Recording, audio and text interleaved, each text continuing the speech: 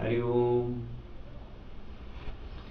एक बार एक व्यक्ति जिस डाल पे बैठा था उसी डाल को काट रहा था और अपनी धुन में काटे जा रहा था। उधर से उसी समय एक दूसरा व्यक्ति निकला।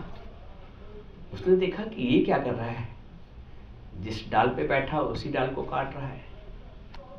उसने उसको टोका, अरे क्या तुम कर रहे हो, जिस डाल पे बैठे हो उसी डाल को काट रहे हो।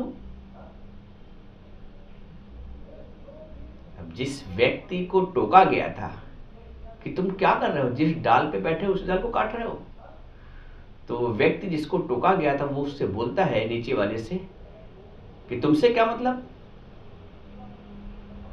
बोला, अरे तुम गिर जाओगे, जिस डाल पे बैठे हो उसी डाल को काट रहे हो, गिर जाओगे। बोलता है फिर वो, तुम्हें कैसे मालूम मैं गिर जाऊंगा, तुम कोई सर्वज्ञ हो, तुम कोई ज्ञाता हो, तुम कोई भगवान हो, तुम्हें कैसे पता मैं गिर जाऊंगा। इतना सुनकर वो आदमी आगे बढ़ गया। ये अपने काटते रहे और एक समय आया कि गिर पड़े। अब एक छोटी सी घटना है। घटना ये बता रही है कि संसार में हर व्यक्ति अपने तर्क पे जीता है। संसार में हर व्यक्ति अपने तर्कों पे जीता है। और एक तो ये सच्चाई है और दूसरी सच्चाई ये है कि हर व्यक्ति को सुधारना भी चाह रहा है। हर छोटा हर बड़े को, हर रिश्ते में हर व्यक्ति को बहू चाहती है कि सास सुधर जाए, हमारे मन माफिक चले। सास चाहती है कि बहू सुधर जाए, वो हमारे मन माफिक चले। हर रिश्तों में, हर स्तर पर, हर स्थान पर हर व्यक्ति के अपने तर्क हैं जीने की और हर अगले व्यक्ति के अपने तर्क है उसको सुधारने के लिए। अब न वो जो तर्क वाला है वो ही संतुष्टि पा रहा है सारे जीवन, और ना ही जो सुधार कर रहा है वो ही संतुष्टि पा रहा। आज तक बताए कोई किसी के सुधारने से कोई सुधरा है? सुधरता है? हम इस बात को नकारा यहां से बिल्कुल नहीं कर सकते। नकारा इसको नकार नहीं सकते हैं जब वो व्यक्ति स्वयं चाहे, उसका विवेक जब जागृत हो जाए। वरना जीवन भर हम एक दूसरे को सुधारते रहते हैं और सुधरता भी कोई नहीं। जीवन भर हमें चाहते हैं कि हर व्यक्ति मेरे मन माफिक चले और चलता भी कोई नहीं। परिणाम ये होता है कि हम भी दुखी और वो भी दुखी, हम भी असंतुष्ट और अगला भी असंतुष्ट। तो ये तर्क में जीने वालों की दुनिया है। लेकिन समझदार वही है जो तर्क की जगह सतर्क हो जाता है। तर्क की जगह वो सतर्क हो जाता है। सतर्क ये हो जाता है कि हम जिससे आस लगाए बैठे हैं, आस किससे लगाते हैं? अपने शरीर से, अपने संबंधियों से, कुटुंब से, संसार से, जिस दायरे में रहते हैं उससे। और जब आशा निराशा में परिवर्तित होती है तो वो दुख को जन्म देती है। जब भी आशा निराशा में परिवर्तित होती है तो वो दुख को जन्म देती है, वो कष्ट को जन्म देती है, वो खेद को जन्म देती है, वो भेद को जन्म देती है। ज्ञान ये सिखाता है, आशा न करो और की आप करो उपकार। ज्ञान ये सिखाता है कि आशा न करो और की आप करो उपकार। आप अपनी तरह से जो भी कुछ कर सकते हैं, क्योंकि ये जो तन है ये सिर्फ सेवा के लिए ही मिला है। मनुष्य का जन्म सेवा के लिए ही मिला है। कहते नहीं, सेवा परमो धर्मा। धर्म तभी है जब हम इस तन से, इस मन से, विवेक से, बुद्धि से सर्व के हित में कार्य करें। और जब सर्व के हित में कार्य करेंगे तो ये जो अहंकार का जो गांठ है अहंकार की, ये स्वतः धीरे धीरे धीरे धीरे खुल जाती है। और सर्व के हित में काम करना, अहंकार की गांठ को खुलना और सुलझाना वो गुरु सिखाता है। इसलिए रोज का सत्संग आवश्यक है। रोज के सत्संग से मेरी एक एक ग्रंथि खुलती है। आज ये बात समझ में आई, आज ये बात बहुत अच्छी लगी, ठीक है, हमको तो बिल्कुल ढीला कर देना अपने आप को। रेत को हम जितनी शक्ति से, जितने अधिकार से पकड़ना चाहेंगे वो उतना ही हाथ से फिसल जाएगी। ये दुनिया भी ऐसे ही है। हम जितना इस पे अधिकार रखने का प्रयास करेंगे ना, उतना ही धीरे धीरे धीरे धीरे हमसे दूर होती जाती है। जो तन उपजा संग में वो भी साथी न होया, जागरे मुसाफिर क्यों गाफिल तू सोया। जो तन अपने साथ में उपजा है, जिस तन की हमने इतनी सेवा की है, कितनी अच्छे से अच्छे शैम्पू, साबुन, पाउडर, क्रीम, कितने महंगे महंगे वस्त्र, कितना सुसज्जित किया है इस शरीर को, कितना संभाला है। ये तो तन की कितनी मालिश, कितना कितना किया है शरीर के लिए,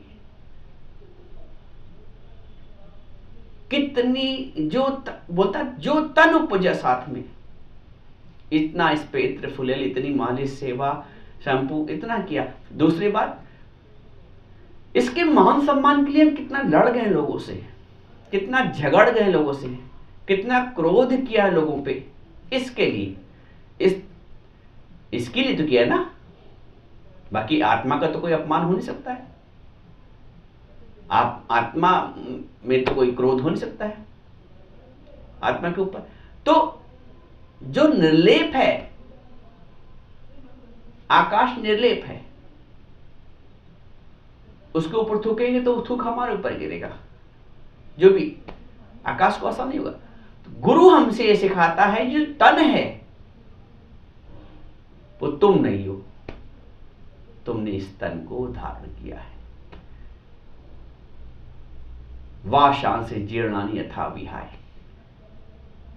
जैसे नवान संयाते भगवान, जैसे जो एक व्यक्ति नए वस्त्रों को पहनता है, पुराने वस्त्रों को उतारकर नए वस्त्रों को पहनता है, भगवान वैसे ही कहते हैं। तो गुरु हमें जीते जी हमें अपने सत्य के स्वरूप से परिचय करा देता है। हम जिसको अपने आप को 5 फुट 6 फुट का तन समझ रहे हैं, गुरु कहता है तुम इसके साक्षी हो, इसकी दृष्टा हो। मेरा कोई अपमान क्या कर सकता है, मेरे को कोई शब्द क्या कर सकता है। अजर आत्मा सच्चिदानंद में, मैंने जिसने अपने सत्य के स्वरूप को जाना है, वह दुनिया की बातों से फ्री हो गया, उस पर असर ही नहीं करती। जिसने सत्य का सहारा पकड़ा है, उस संसार के सहारे से मुक्त हो जाता है। मुझे गरज न और सहारों की, एक तेरा सहारा काफी है। मझधार में डूबने वालों को एक तेरा किनारा काफी। जिसने सत्य को पकड़ा है, जिसने तर्क को छोड़ के सतर्क हुआ है। आज हमें अपने सारे तर्क कौन करता है? तर्क हमारा अहंकार करता है। हमने तो ऐसे ऐसे लोगों को देखा है, सामने गलत हैं, फिर भी गलती नहीं स्वीकार कर रहे हैं। मतलब वो अपने आप को समझ हैं, लेकिन उनका अहंकार उनको झुकने नहीं दे रहा है। सब्जी में नमक ज्यादा है मान लो, तब भी वो, क्योंकि अहंकार तो इस बात को स्वीकार नहीं कर रहा है, वो नमक ज्यादा है उसके भी 4 बहाने बना देगा।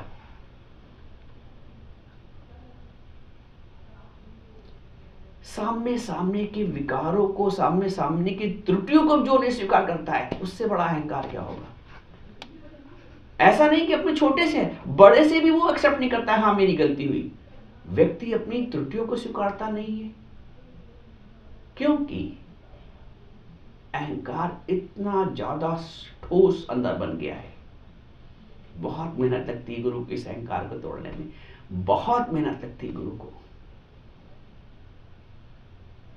इतना अहंकार और अज्ञान, दो चीज समझिए।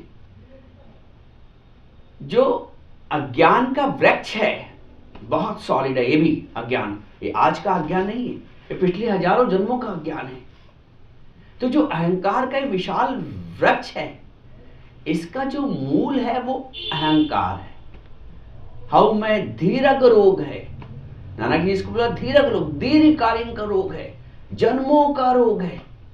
संपूर्ण अज्ञान रूपी वृक्ष की जो जड़ है, जो बीज है, वो अहंकार है। और सबसे बड़ा अहंकार है कि मैं भी तो कुछ हूं, मैं हूं तो मैं गलत कैसे सकता हूं। गुरु इस मैं के भाव को मैं करता तू हुआ।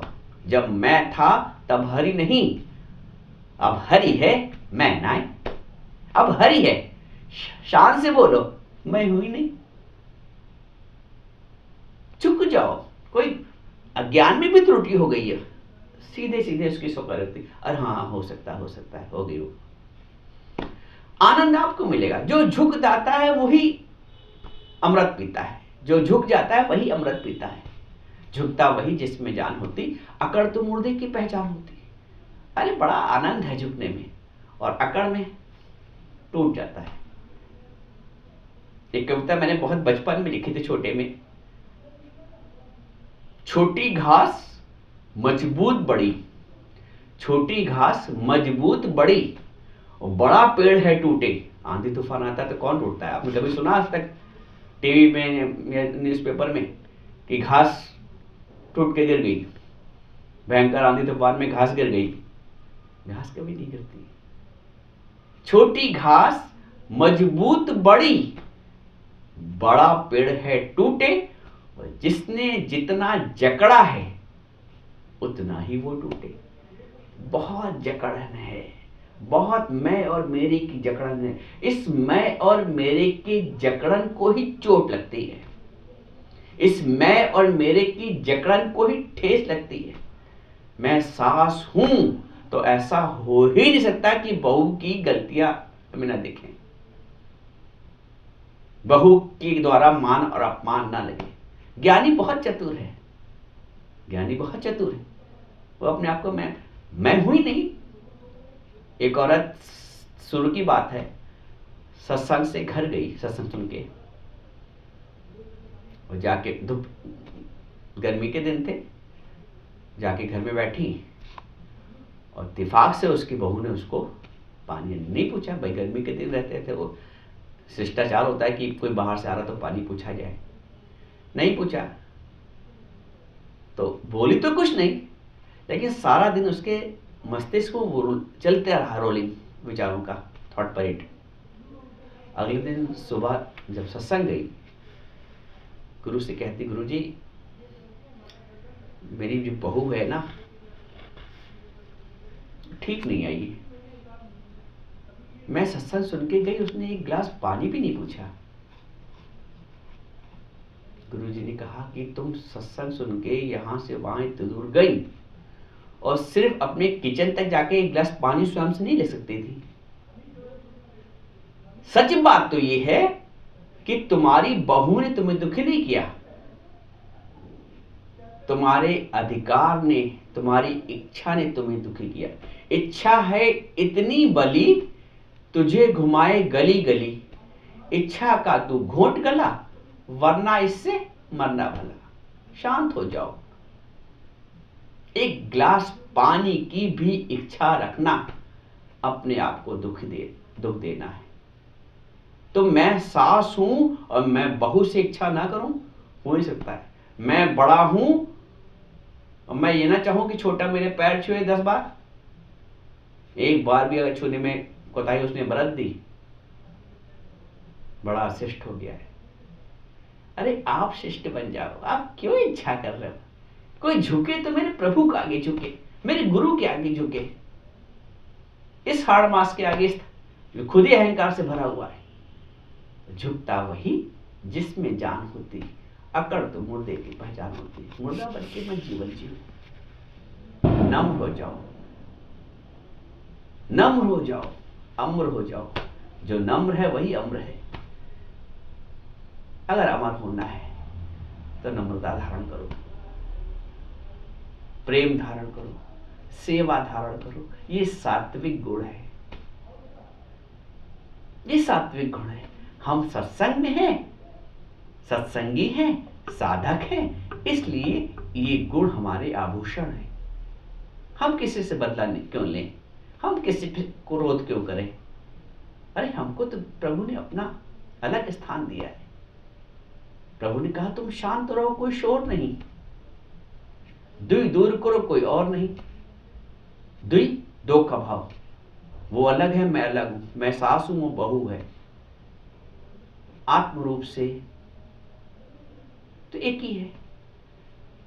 एसी का ठंडा करने वाला करंट विद्युत और हीटर का गर्म करने वाला करंट विद्युत, तत्व से तो एक ही है ना, भेद थोड़ी है। लगने दिख रहा है भेद, तो जो सेवा कर रहा है तुम्हारी, जो सेवा नहीं कर रहा है, समदृष्टि, समभाव, ये है तत्व दृष्टि। पक्का मालूम है कि जो करंट एसी में ठंडक कर रहा है कमरे को, वही दूसरे कमरे में हीटर वही करंट गर्म भी कर रहा है। उपकरण अलग है, तो ये शरीरों का उपकरण अलग अलग है, स्वभाव और संस्कार के हिसाब से वो अपना फंक्शन करते हैं।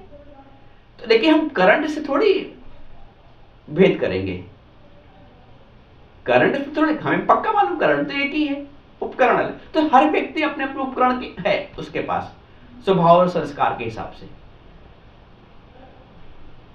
ज्ञानी की तत्व दृष्टि होती है, इसलिए वो शांत रहता है।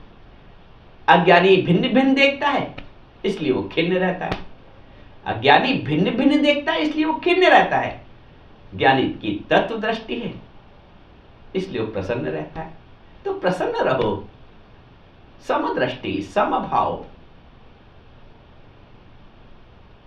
वो तभी होगा जब हम तर्क के स्तर से ऊपर उठकर सतर्क हो जाएंगे, गुरु की शरण में पहुंच जाएंगे और सत्संग को अपने ऊपर धारण कर लेंगे, वाणी को गुरु की। इसलिए नानक जी ने बोला है, गुरु है वाणी, वाणी है गुरु, विच वाणी अमृत सारे, कहे गुरु सेवक जन माने, माने सेवक जन तो जीव का त्यो निस्तार। ये आवश्यक होता है, गुरु के वचनों पे चलना। आखिर प्राण निकले सतगुरु तेरी गले में, मैं तो सिर्फ रहूंगी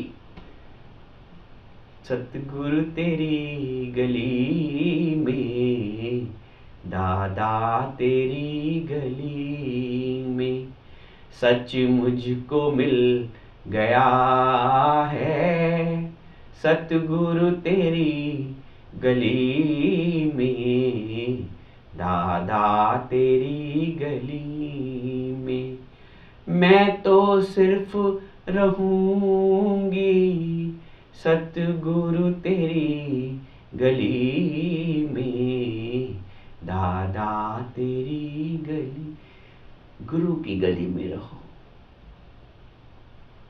सत्य के संग रहो, नम्रता के संग रहो, भाव के संग रहो, प्रेम के संग रहो। संसार का कुसंग अपने आप छूट जाएगा।